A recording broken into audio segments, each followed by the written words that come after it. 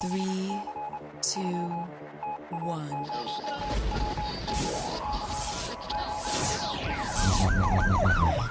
We'd like to welcome you to another edition of Grok Talk, brought to you by New Hampshire's leading conservative blog site, granitegrok.com. We are your feared, extremist, right-wing, hard-charging, gun-toting, opinionated, outspoken, rabble-rousing, letter-writing, radio microphone stomping conservatives and rational libertarians. So get ready for more news and opinion you could only get from granitegrok.com. Grok Talk. And it is news and opinion you could only get from granitegrok.com. Welcome back. I'm Steve McDonald here with Skip Murphy, Mike Rogers, Kirk McNeil, and Kevin Bloom. And we are today, let me turn that on for you. We are Grok Talk. Grok Talk's a constantly changing sphere of people around a table having a conversation about whatever piques our interest. And we're still the most dangerous and best armed podcast in the nation. Especially right now, probably. Probably so. Yeah. Very much. So, it is, yeah. Come by. If you're afraid of guns, this is not the place to be. Yeah, knock first. Yeah, well, oh, I don't know. I think everybody in here is being very safe and responsible with their We are very firearms. safe and responsible with our firearms. And you can come by and we'll sit down and talk to you about guns or anything you want. Oh, but those liberals, they say, these people own a pub. There's alcohol there. Alcohol and guns don't mix. Well, I try not to mix my alcohol with my gun because it causes rust. Yeah, you ever try to stir one? You get gun oil in there. It's just horrible. It's just dumb. Anyway, it's funny. We've had all these crazy liberals coming out and saying all these crazy things. Some of them are even. Some of them are even in charge of things. And every time they say something, I'm like, oh yeah, just like Vermont. Right? Gangs are going to come up and attack citizens. Oh, yeah, just like Vermont. We're going to have shootouts. Oh, yeah, just like Vermont. Everybody's like, they don't have that in Vermont. I'm like, no kidding. Well, they said that the roads would be rivers of blood in Florida when they introduced looser gun laws. Yes. All the old people are still alive, and now in Illinois, and driving. Yeah, that's more of a problem than carrying the guns. Did you probably saw in the news where a gentleman who was 92 years old ran into several people, and they decided not to charge him. Man, I mean, what's he got to do? Drive up on a sidewalk and run into a pedestrian? Well, he can't even get busted for that. He's got to run over. Right? He's got to run over a woman, a black, or a Muslim, and then it's a hate crime. How about what about ducks? You can run over 5 ducks. You kill baby ducks and nothing happens to you. No, you just get to open up a restaurant without a license. Wagwan, easy. You're right. That's the thing about, and you probably saw the story this morning that came up about in the FBI Academy that one of the people that was taking instruction, it says his firearm unintentionally discharged and shot him in the leg. I was like, excuse me. So, of course, the gun was sorry later. And it said it'll never do it again. Yeah. But it just unintentionally discharged itself because that's how accidents... Oh, was it an accidental discharge? Some people do have problems with AD, and there's no medicine you can take. It just... AD? Accidental discharge. It's not ED. Thank you. I'm not going there. So, anyway... Thank you. Please, we were talking on the break about how we were going to come back in, and this isn't it. So right, we did, and we were talking about how during the Revolution, or before the Revolution, the British would seize funds from, whoever had them, under the theory that you must be a smuggler. So therefore, your gains were ill-gotten. And going back even further to the Witchcraft Trials, your property was accused of a crime of being allied with Satan, so therefore we need your ranch. Right. So which would remove the Satanism. No doubt. It had to be ritually purified, like at a sheriff's sale or with civil asset forfeiture. Right, yes. Few people recognize how that is a ritual purification method. But it's the other thing that we were saying is that this weird presumption that because you have property, because you have cash, that you must be involved in some nefarious activity is just crazy to me. And I think it's one of those big disconnects that public employees, no matter how honorable their intentions might be, have a bit of a disconnect with people who live and operate in the real world where sometimes exchanges are cash, sometimes exchanges are barter, sometimes exchanges are services being bartered back and forth. So if you've got stuff that you can't directly account for by saying, yes, I got this paycheck with all these things taken out of it, and then it went directly into my bank account, and blah, blah, blah, blah, blah, that you must be guilty of something. We'll just accuse and of course the property. You are guilty. And sooner or later, you will be guilty of something. No one is innocent. Well, you may chuckle as you say that, Kevin, but I think more and more as we go through all the blogs that we do on a daily basis, we are starting to see that change from innocent until proven guilty only being said in the court of law. That you see with the rise of the social media, the shaming for political correctness infractions, not what I would consider real stuff. Are you cheating on your wife? Are you doing this? I mean, behaving really badly according to the traditional values that we used to have. Oh, the Democrats and progressives celebrate that kind of stuff. Well, Ayn Rand once said that really the multiplication of all the laws was because they wanted everyone to be guilty of something so that they could put you in jail when they wanted to. And even when I was a teenager, I thought that why does government so interested in buses? What's this public transportation thing? Why do we need all those buses? And I realized they just want you on the bus. They don't really care if you go anywhere. They know you're on the bus. Well, the problem is that Skip, he's on the bus. Like up in my area in the Lakes region, the Winnipesaukee bus service. I wrote a little bit of a series of posts a few years ago going into how much is this costing us and how many riders are in there, because they'd go by and I'd count the people, 1, 2. And after that came out, a couple papers picked it up. What did they do? They tinted all the windows. Wow. Yeah, yes, so the solution to wasting money is to spend more money on tinting windows. But they now do that nationwide. Oh, yeah. That's a really good point. And actually, I want, if I could, just segue into yet another tangent that's very related to everything you're talking about. We're ADD bloggers. We do it all the time. Okay, here's a big problem. We have a really massive problem in documentation right now. This has come up, and I was talking to some of our reps this morning about it, and I said, what happened with the poker bill? And what happened with this bill? What happened that when we look on the docket online, and it says the bill was exec on the 18th. Well, what happened? What was the vote? And then I contacted a member of the committee and said, so what happened with the exec? And he says, I don't think it happened yet. So that people on the committees don't know the events that we had with Jim Spillane's bill. Poker bill was a great example. It came out in 2 different calendars, and it was scheduled on 2 different days. The most recent one that said it was a Friday. The one before that said it was a Thursday. The House sent out 2 emails, one of which said it was canceled, and the other one said, no, it isn't canceled. So the opposition showed up on Thursday and spoke against the bill, and we found out about it afterwards. And the sponsor wasn't notified either. We had somebody in there, and they said, well, we came in at the time it was supposed to be there on Friday. And they said, well, we heard it once. We're not going to hear it again. Yeah, and I'm sure that you could blame a little bit of this on the weather, except that I'm pretty sure that if you ran for office here, you do realize that you live in New Hampshire, and that occasionally it's going to snow. So, of course, Jim was thinking, oh, they're after me. They're on to me. They know I'm a conservative, and they're going to go get me, which is probably true. But on the other hand, it's happened to everybody else. And I was talking to people that work in the education department. They say it's constant. The docket's always wrong. It's not updated. They don't update the records to let you know when executive sessions are going to be or what the progress of the bills is. Is this a long-term problem, or is this new?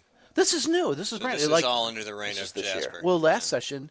and I know there's been a little change, in the House clerks, but he was there for many years. Right. He's not inexperienced in that office. He's just inexperienced in that position. But I would hesitate to lay that at his doorstep. But they're saying that some of the reps are saying it's the committees, that the leaders of the committees not getting the information out to the system. So I do not know whether that's true or not. So we need somebody in the clerk's office to cough up some answers, some anonymous tips of some sort. Right. Let's work on that one. Hello, New Hampshire House Clerk's Office. My email is steve@graniterock.com. Okay. So So that was a fun one. We're also interested in industrial hemp. Hemp, of course. We like to talk about industrial hemp because it comes up every year. Yeah, it seems since 1990. Well, that was funny. In committee, Representative Robertson got up, and he's on the committee, and so he said, "Well, I just want to, talk about this," and gets behind the counter. He said, "I introduced this bill 20 years ago," and he said, "It's about time." I keep hearing about it every session, which it sounds like it's going to go. The feds have already said, "Well, all right, you can do it." In the last farm bill, they basically said if the state okay. says it's okay to grow hemp, then it's okay to grow hemp. But the state has to say it's okay first. Right, and as we've talked about before, where this isn't the smoking hemp, this is hempcrete, this is rope, this is lots of uses for this industrial material. Concrete. It's not a drug. Feed for dairy cows, right? which is 31% of our agricultural product here in New Hampshire. This is a perfect. This isn't reefer madness. It's hempcrete. It's hempcrete. That's right. We want some rope. It's it's this clothes. Very useful thing that we can grow, and for you in the left, tax if that's what you're into. I mean, really, is that what we need to do? We need to bribe you a little. You could tax it. Oh, I could. I should support that. Well, we did send the whole committee a link to the video. Hemp for Victory that was produced by the U.S. Department of Agriculture in 1942. Yeah. Hemp for Victory. Not enough hemp there, but it went very well, and we had speakers on the left. Well, that's good because every year we talk about this bill or a version of this bill, and it's like it's not nobody's excited about it. I would say I believe the hearing went better this time around. It seemed like the folks on the committee were mostly better informed and much less adversarial than some of them have been in the past. Right, no one spoke against the bill. Well, that's good. At all, which is rare for anything. And they didn't retain it. No, they didn't retain it, and they didn't limit. Yeah, they had a lot of people speaking for it, and they never said, well, we just want you to shut up after about 30 seconds or whatever. We think it's a great bill, but we don't like you, so we're going to retain it. No. Right. Yeah, I had a good time when I stood up for the hearing on HB 636. Yeah. And the chair was just saying, well, all we have now is individuals. And so I stood up and supposedly didn't have anyone who was representing a group. And then he noticed that I was standing up directly in front of him and said, oh, I see we have someone from the New Hampshire Liberty Alliance here. So, and then he said, if you watch the tape, he says, well, you have 3 minutes or less written on your card. And he said, 3 seconds is a lot shorter than 3 minutes. I said, yeah, it is. Wow. I said, wouldn't that be nice, huh? So you just is that civil asset forfeiture? You seized my 3 minutes? That was kind of like, I don't think this is going to work. So I kept it short and just said, basically the police say the same thing as they did. First they started out with heroin. And then they go directly from that to, we never do this, and if you make us stop, it will cost us a lot of money. That's the thing that made me laugh when I read your email. Oh, yeah. They don't do it, but if you don't let them do it, they'll lose a lot of money. And they said that. Right. How? There's usually about 15 to 20 minutes of other stuff that separates those two statements. Right. But every single time, someone representing, I'm just going to go with the police. Sometimes it's the Department of Justice. Sometimes it's somebody in law enforcement will say those two things, bookending their entire testimony. And always in the sort of the way it's, well, that money we get from that money, heck, I couldn't wash my dog with that much money.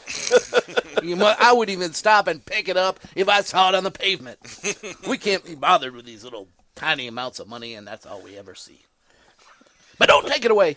Please. Don't take it away.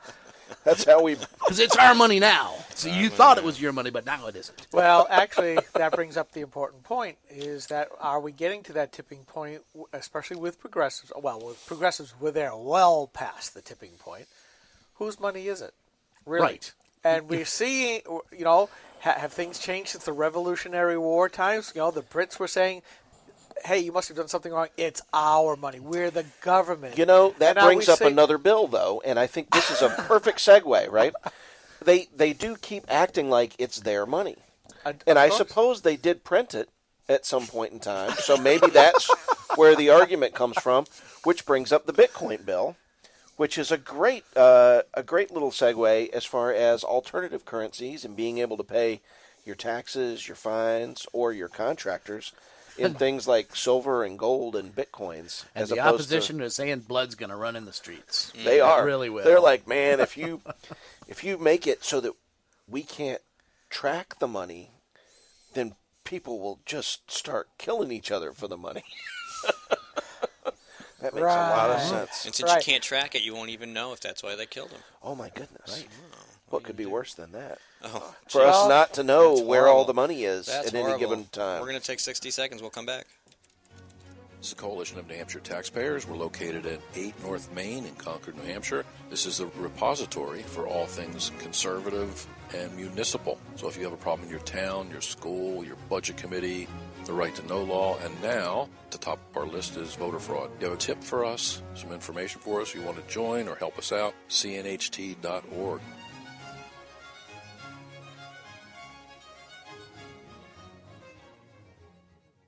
Hi, this is Rich Gerard, host of Gerard at Large in the Morning, the Manchester area's only locally owned, locally operated, focused, and interested, riveting radio show, heard live every Monday through Friday from 6 to 9 on 90.7 FM WLMW, New Hampshire Family Radio, and available 24/7 live or archived at gerardatlarge.com. Be sure to tune in.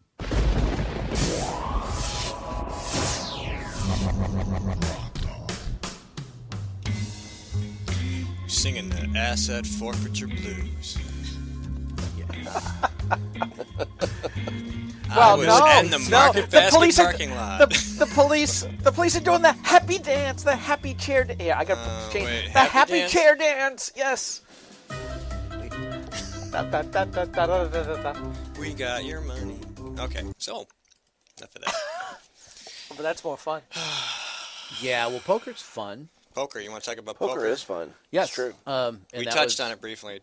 Yeah, Jim explains. Well, it's real simple, Bill. It just says that poker shall be defined as a game of skill with respect to RSA 647-2. And anybody who plays poker will tell you that they want to play with people who have no skill. So that tells you right there. And we're back to civil Right. And That we is did a get- much more civil way to forfeit your assets. Yeah, look at it's a voluntary taxation, It is, it's and we'll get into deliberate. Dan McGuire's bill about video poker. I did not realize what a cool bill that was. You know that it's allowing 6 slot machines in any place that's licensed to sell alcohol, but the money is used to offset property taxes. Ooh. It's okay. Ooh. All right. Granted, it's now What it's a way to voluntary get somebody taxation. else to pay your property tax. Massachusetts. Yeah. Right. Maine and Vermont will pay all of our property taxes. That just seems fair. Yeah. See, my only problem with that stuff is that if somebody spends all the rent money or the mortgage money and all that other stuff, bad decisions have bad consequences. We all are going to be on the hook for paying the social cost of that, and that's where definitely. if somebody wants to throw money at it, let them do it. But the problem is, then some poor, good-hearted sap is going to say, "Oh, then we have to take care of their family." No, because they're just going to go do it again. No, it's going to be worse than that. They're going to say now you have a social obligation to go gamble your paycheck, so that you can take it all and then give it back to you in smaller Actually, amounts. we already do that. It's called Yeah. FICA. Yes, indeed, and we're going to spend all the money on hookers and blows. So too bad No, wait, for you. that's the Secret Service. No, that's All right. no, that's Well, the EBT cards. Well, the those are Secret the ones Ser- that got caught, Who man. gave EBT cards to the Secret And the Service? GSA, Government Service Indeed. Administration. So poker's cool, and this basically it's illegal to play a game at home. And somebody for money. tell Joe Biden we're talking about poker as in the game of chance Right. cards. Right. Yeah, and it's not polka, It's not polka. right? Got We are polka not going music to in there? polka, No polka. I but don't have any polka, sorry. we can have it would change things enormously, and we'd get essentially a California style thing where you have game room. People will start up card rooms around the state, and this is without a big $70 million casino. Will there be It just drinking will there because automatically- people with guns will show up and it'll Now, be a that's bloody a fun- mess. That's a fun thing because gambling is forbidden right now at any place that serves alcohol. But strangely enough, if you define poker as not gambling, then why not? And we did mention this to the committee. We said you can play euchre for money, you can play bridge for money, and you can play Magic the Gathering for money. But you can't play poker for money. Now, So- doesn't Maggie want to put Keno machines into bars? I'm down with that. I haven't I asked mean, her. I don't want. I don't know. I don't think it should be forced. It shouldn't be mandatory Keno machines. But Yeah, you know, this we're was all right with this that. is Governor Maggie, the Red Hassan.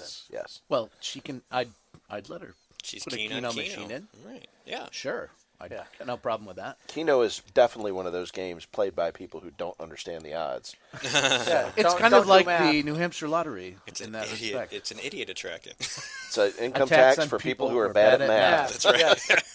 There you go. We did have for the poker bill. For voting. Yeah, Right. there a gentleman did show up to testify in favor of the poker bill, and who is a mathematics professor here in New Hampshire, and he explained it quite well. Did a very good job of laying it out for everybody, just how the math adds up and why this is definitely not a game of chance. And many of the committee members did say that, well, it may be a game of skill, but not the way I play it. So we invited them everybody to a poker game. spend At least they were We honest. played Yeah. in school games too, and We're yes, going to take we've a had break nights. and we're going to play a few hands. Yeah. Everybody get Like your wallets that. out. Yeah. Do you guys ever bring cameras to these hearings? Bill Elliman actually does a great job. Yes, he does. And we do have to post. You sent me the link to the video, Yeah, Biker Bill, and I do have it. I just didn't get a chance to put it up. he's got a real cool old Harley too, He does. Yeah, Yes. I like Biker Bill. and All right, he so- does that free. By the way, he doesn't Oh, charge yeah. Oh, yeah. anything Oh, to do that. He's like a us. volunteer. Right. Yeah, exactly. He's a volunteer, and he goes in and he. Except he goes up to the takes- State House with a camera and records stuff. So, And boy, if you're WMUR and you get in front of him, you look out. You got just cut off the wrong guy. All right, we got about 5 minutes left. Do you want to talk about beer? Uh-huh. Okay, Yeah, let's talk about talk about beer. Congratulations, gentlemen. Thank you very much. Yes. Now you can tell them why I'm saying that. Well, Kevin has done tons of hard work over the years with Nano Brewery bills, and now it's time for him to profit from It's that. not Nana, it's Nano. Nano, yes. Although that Sure. might be a good marketing spin if you got somebody's grandma to open a Nano brewery. Nana's Brewery. Nana's I like it. Nano brewery, a Nana. Nana pudding. So let's talk about beer. So We will. what's the name of your? It is called Area 23. Do you have a camera on me, please? And Oh, hold on. Oh, yeah. Hold on. Okay. You can Closer. shoot that. Closer. Closer. Closer. Let's get all of. How wide is the angle on that lens? Not much. No, well, It's basically your head. my head. Okay. See, I don't like being videotaped. We're going to be that's good. tattooed with Area 23 on our head. Sort of a marketing Yeah. tool. See, bad at math, half of Area 51.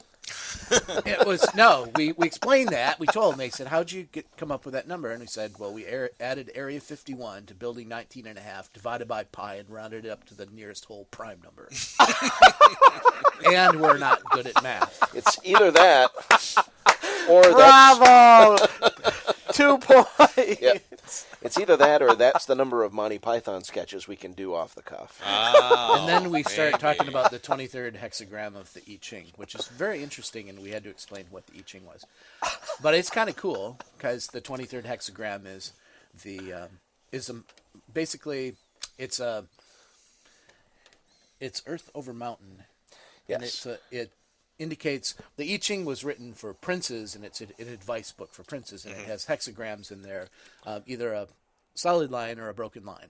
And so if you want to see what the number means, you look in the book and you look for that symbol of the 23, and it means essentially that it's a volcano, that it's going to blow up.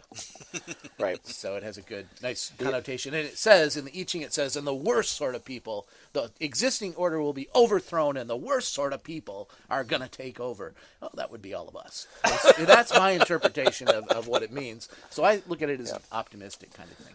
So we're going to have a lot of different kinds of beer. We want to have 4. To quote Bill Murray, raining cats and dogs. No, cats and dogs living together. Exactly. Yeah, exactly. That's what's going to happen. Total chaos. And you did say in the pre-show that you might be able to do podcasting from there. Oh, yeah. Absolutely. We've actually done a couple of podcasts from there already. We're setting up the office so that it's got, some acoustic foam and, nice table in there. Ooh. Very similar to this one. Exactly. And it has carpet. That's so- important, we think. Probably. But yeah, we should be open in roughly a month or so. Something like and that. if anybody wants to follow the progress, they can go to Area 23 Concord on Facebook or thearea23.com. So Excellent. We have any beer bills? There's a whole bunch of beer bills, and I tried to look them up, but none of them are listed. So they've all been. It was a great committee. They've actually hearing. all been execed already, right? We don't even. Yeah, no, they have. I'm pretty Really? sure they have been. Oh. Wow. And there are a whole lot of bills. One of them was our perpetual one that we want to have to label freedom, and it was reintroduced by Keith Murphy and kind of changed it so that it gave the Liquor Commission the authority to decide whether a baby eating oatmeal is really a danger to the body public or not. The bill that I introduced a couple years ago was it takes all authority for censorship away from the state whatsoever. But he made it softer. And then Liquor Commission said, we don't want the authority to make that decision. Now, yeah, that's what my eyes look like too. It's like, huh? Really? And he's like, no, we want a clear line, so you tell us what to do. We don't want to make these decisions. That's work. I didn't say that last bit. No, but... So then we could have Founders Breakfast Out, and it really is only applied to beer. If you look, there's all kinds of liquor bottles and wine bottles that have children on them. Hey, and Mary, Joseph, and Jesus, right out on a beer label. Just can't, because it depicts a minor, and that's what's against the law. Crazy. What's crazy is you can't put a picture of a minor with this little headlamp on the bottle of beer, but you can sell things like adult chocolate milk at the liquor store. And Representative Gidge took one of the Founders bottles that somebody brought with him, and he drew a little mustache on the baby, and he said, okay, now is that an adult now? To the Liquor Commission, and they're like, well, that's kind of above our pay grade. It's a midget. It's a midget. He's like, but it still looks like I did try it. I said, it's a midget. It's not really a baby, and they weren't buying it. I was like, you're discriminating against the little people. I don't like it. And those of us who represent the Lollipop Guild object, sir. Tell me you have a little problem with that? Or? Yes. I just have a wee tadger of a problem with that characterization, sir. How about if you put a mustache and a goatee on the baby? Would that work? You think, and is it a baby? I don't think so, but that's just me. It's a It doll. keeps me from getting carded. It's a At least I assume looking, it's the goatee. Maybe I had a friend who was 17 when the drinking age was 18. Right. Way back when. And he had a full beard in high school. He never got carded. Yeah. Like, he's younger than me! There's some other bills, and one of them that was to relieve the beer selling. Actually, right now, a store that sells beer and wine is forced to carry $3,000 in groceries in inventory. Oh, that's right, yep. So we're trying to get rid of that. Okay. All right. Well, it looks like lots of good things will come out of commerce. We hope. I hope so. That would be nice change, wouldn't it? Indeed. All right. well, Kirk McNeil and Kevin Boom, thank you so much for coming in and spending some time with us. Thanks for having us. Thank you. Coming up next, Dr. Gerard Giannoli, who performs a healthcare practice without accepting any kind of insurance. It's cash for services. We're going to have him on the phone. We're going to talk about that in his Wall Street Journal article. Gentlemen, keep up the good work. Keep the emails coming so we can, keep this business on. All right, this is Grok Talk. We'll be right back. Senator Jeanne Shaheen said, if you like your current health plan, you can keep it. That's not true, Senator. 22,000 New Hampshire citizens have been kicked off their insurance plans. Hospitals in Rochester, Concord, and Portsmouth, they aren't allowed to provide care under the exchange. Senator, you were wrong in your comments.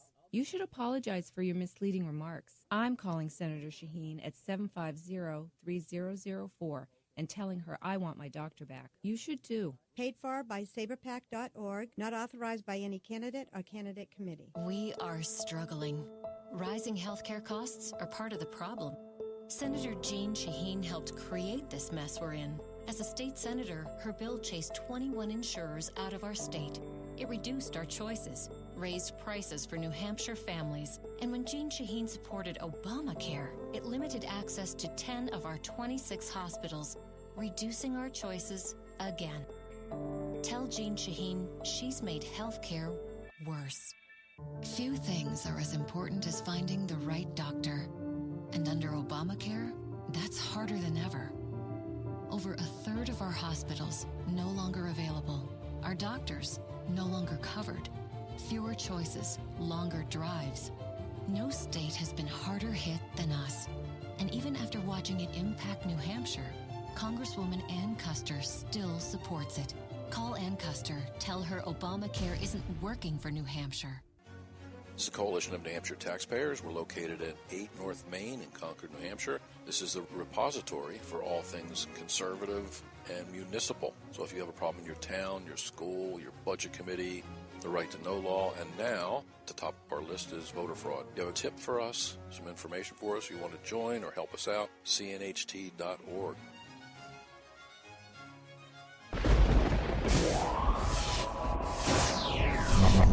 Rock Talk.